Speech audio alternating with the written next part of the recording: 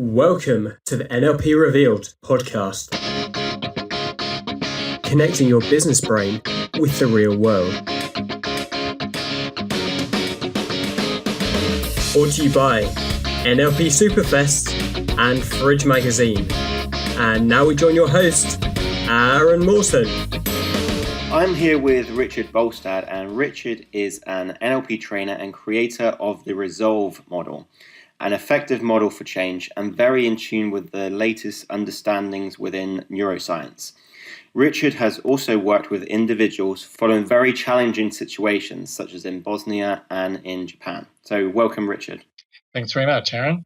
So I'd like to start by just asking you to provide us your definition of what NLP is. Okay, there's a generally understood definition of NLP that it's the study of how people use their brain to get the results that they get. And obviously that definition is broad enough to cover almost anything.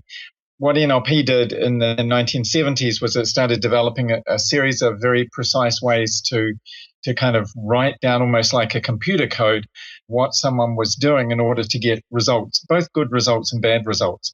So when I'm working in a business situation, for example, I'm able to work out what is someone doing inside their mind that is feeding into the challenges that they have, and what could they do differently that would actually create more opportunities for them, that kind of thing, inside themselves and between them and someone else. Okay.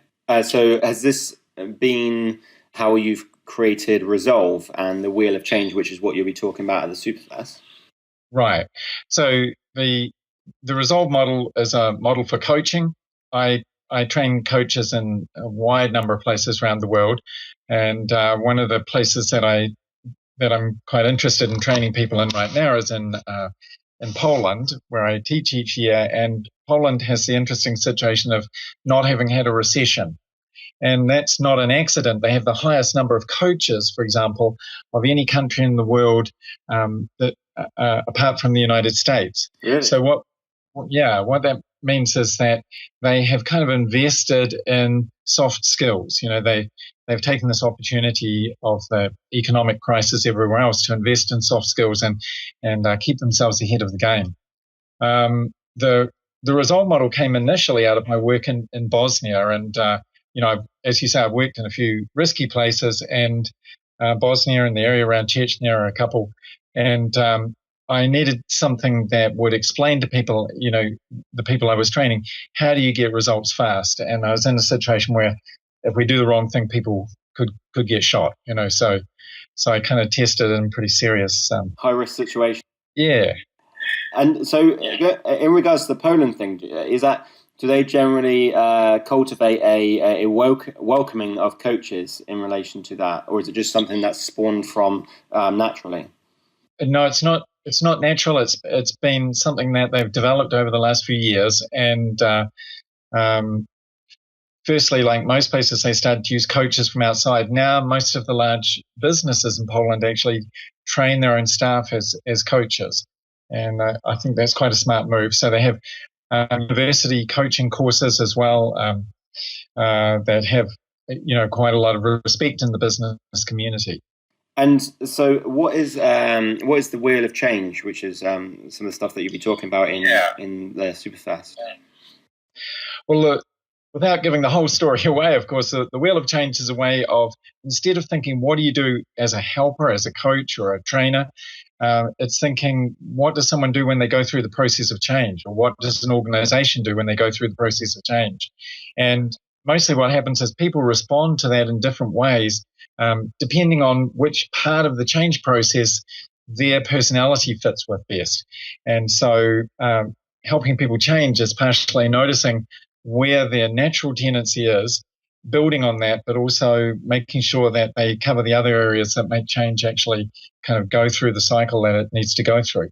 And so it's a kind of a model for understanding where are we stuck in the process of change? What are my preferences in terms of change? What are these other people doing in terms of change? How could we connect the two of us together so that we get a result that's more efficient? Okay, and then it fits nicely within the Resolve model. Is that right?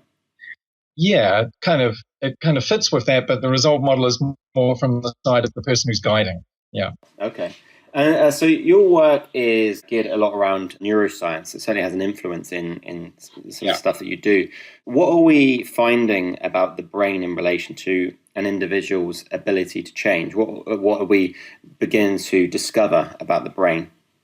Well, the most dramatic in the last 10, 20 years even about how the brain works is that it's enormously plastic. That's the word they use. And what they mean is that it changes continuously. So instead of thinking, well, the way that you think through things, you're just kind of stuck with that, and maybe it's even part of your genetic personality or something, we've come to realize that the brain is opening itself up every day using new areas for new things.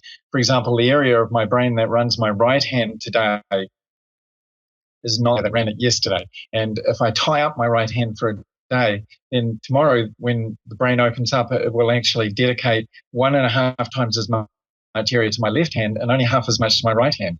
So it's deciding from day to day where to use its kind of wetware is the word they use, where to use its hardware in order to get the best use of the software that I've been building up over the years. So you can hear I'm using that kind of computer metaphor, but basically the brain is just dramatically more efficient than any computer that we know, and much more flexible. Okay, so when someone wants to change, they have the capacity to do that. And it's just a case of creating a strategy and allowing the brain to use that plasticity that it has.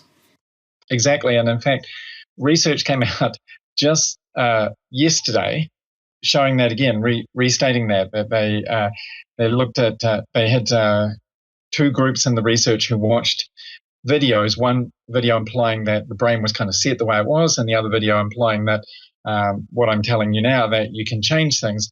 And then they gave people challenging tasks. And here's what they found, that the people who had just watched a video saying that the brain can change easily, when they got a setback in their task, they responded much more resiliently. They carried on. They were confident that they would find another way. And so basically it's what Henry Ford said, whether you think you can or you think you can't, you're right. Yeah, absolutely. And talking about resilience, let's talk about that for a little bit, and how people handle adversity. What have you learned about human beings from your time working with people in like you were saying, extremely challenging situations where their life is on the line? What have you learned about their ability to do that, handle that? Yeah, I've learned a lot about that working in the war areas and areas where there have been tsunami and earthquakes as well, and then working in business situations where people are in crisis as well. So the first and most important good news is that most people in most situations are what we'd call in the research resilient. So they bounce back, and although they don't feel good when they're going through a crisis, they actually are able to continue doing things. A certain percentage of people are thrown by the crisis and they go into what's called recovery. So this is not just from my experience from research. And a smaller percentage do what's called chronicity, which means that they have problems that don't seem to go away. And so by looking at how people are resilient, then we can show someone who has chronicity how to pull out of it. And that's probably the most important thing, because often I'm working with business people they've gone into a spin. They've had a rough few years, and it's been a rough few years in most countries in the world, and they've just kind of gone into a spin where they feel like it's getting worse and worse. They don't know how to get out of it, and so we can learn from those people who survive successfully in those really dangerous situations how to think differently to get out. Do you find that the majority of people that face these situations, that they experience that period of time afterwards where it's affecting them, or do you find some people that it doesn't seem to faze them? They just get on with it, almost like a wartime mentality. Just get on with it. Yep. My house is on the ground, but let's just get on with it. Yep, that's surprisingly that's the most common response. And so the people who have chronicity, what happens is that they, on the other hand, it starts off bad and it gets gradually worse. So that's different to the recovery thing where it gradually gets better. And it gets gradually worse because they do some things that sort of work when you're not in a crisis, but they don't work in a crisis. I'll give you an example. They ask, what would happen if things go really bad? Now, that sort of works in a small situation, but in a war or an earthquake situation, if people ask themselves, what if I died horribly tomorrow? Well, there's no good answer to that. It doesn't matter if you ask it 1,000 times, you still get rotten answers. So it's not a question that resilient people ask. Resilient people ask, given the thing I've got with me now, the resources I've got, what can I plan for, and what's the best response I've got to this situation I'm in now? And so they ask different questions and questions that help them to find things to do rather than help them to feel powerless. And in the workplace, more and more demand is being placed upon the individual, and more are experiencing stress and anxiety.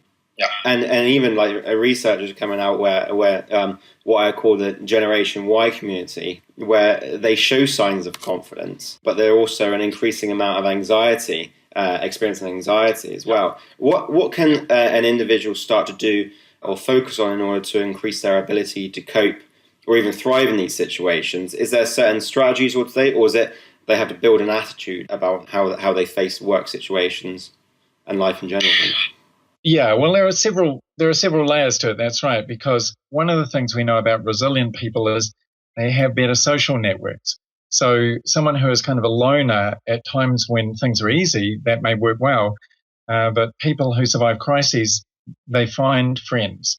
And so that's one thing. Now, when we check what people hire in business, what do they hire coaches for? And this would be my experience personally, but I know in the research, far beyond any other thing, what managers hire coaches for is conflict. And so in any position of responsibility, you're going to end up with conflict. And you can see how that feeds into the lack of resilience, because the more conflict a business person has, the less they are going to be able to be resilient. We depend on our links with other people to get resilience. And so that's one of the things that people can learn.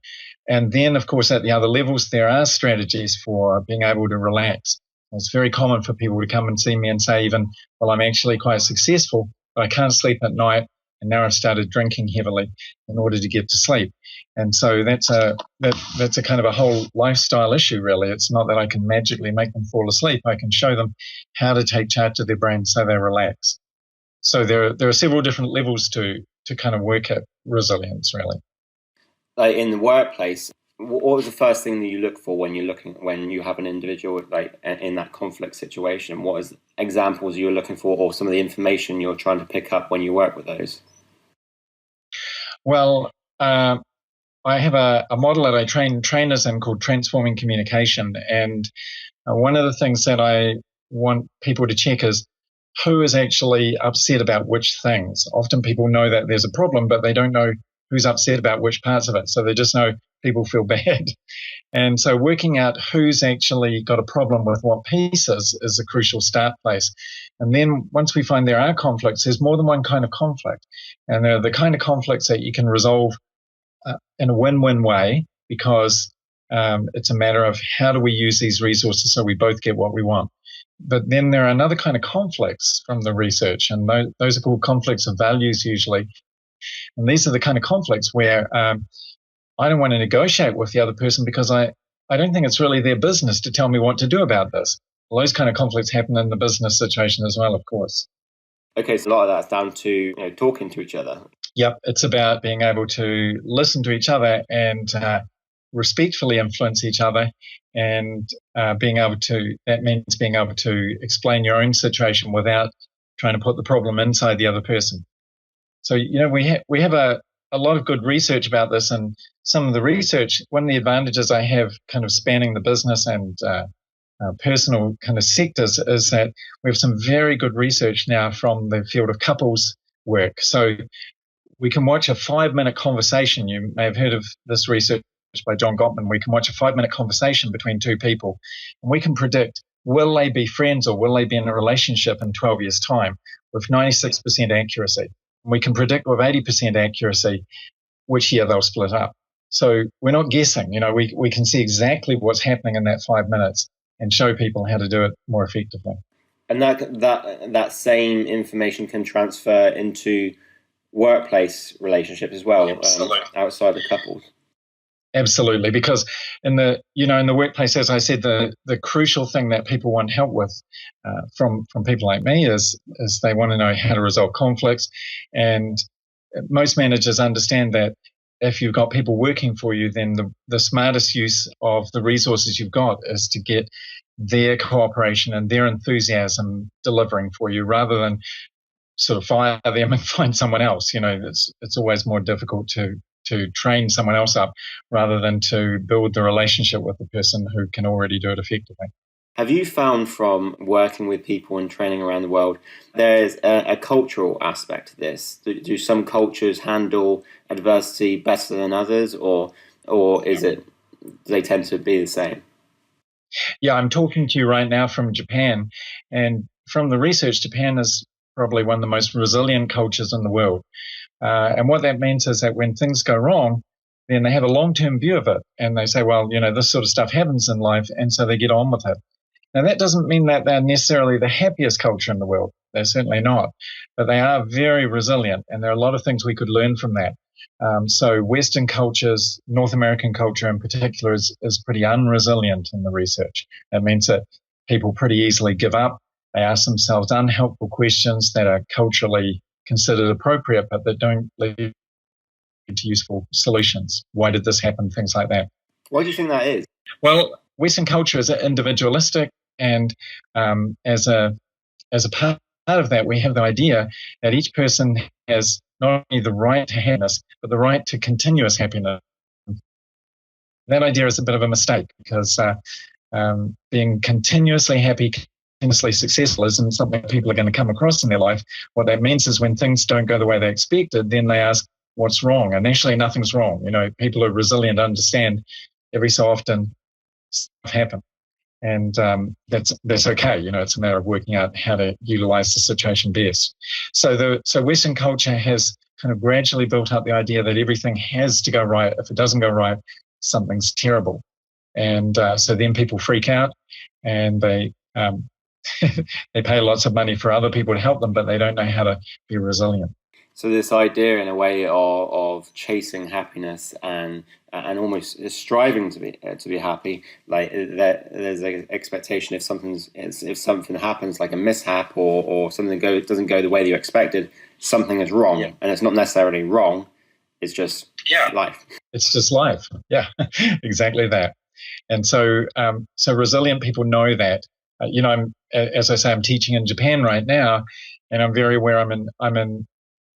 Not every person in this country would identify themselves as a Buddhist, but I'm in a Buddhist kind of cultural setting, and so those values of maintaining calmness in the face of adversity, and of having a long-term view, and understanding that life has challenges, and that you deal with them just by being meta to them, above and beyond them. Those are kind of implicit in the belief system in this country, really. Okay. So as we near the end of this interview, the final question I have is that this interview is for Fridge Magazine. Now, Fridge is a place where we keep the main ingredients for an amazing meal. And based on your experience, if you could have something in your business fridge in order to be an amazing business person, what would it be? Well, I'd want to have the makings of a decent meal there. Like I'd like to have a kind of a delicious entree of relaxation skills, kind of skills that you might call meditation skills. And I'd like to, and then I'd like to have a main course, I think, of knowing how to find usefulness in every situation. We call that reframing in NLP, thinking, how could this situation be useful? And what could I do here that could take advantage of the challenges rather than think of them as problems? And then I'd finish off with a dessert of conflict resolution skill. So knowing whose problem it is, and being able to identify which kind of disagreement it is, so you can find solutions that everyone's happy with. Those are the three things I'd look for. Richard, that's a great answer, and thank you for your time in relation to this interview. I have a keen interest in resilience, so it's been great hearing your answers to that. And good luck at the Superfest. Thanks very much. Yeah, I'm looking forward to that too. See you soon. Thank you for listening to this podcast, brought to you by NLP Superfest and Fridge Magazine. You can find more information about NLP Superfest over at nlpsuperfest.com. And if you're in Australia between the 3rd and 5th of October 2014, why not head over to Melbourne and come and join the Superfest? However, if you can't make it, don't despair. Head over to NLP Superfest online and find out how you can get involved. You can also find out more information about Aaron Morton at fridgemagazine.com or on his own personal website at theconfidencelounge.com. See you at NLP Superfest, and we look forward to talking more NLP soon.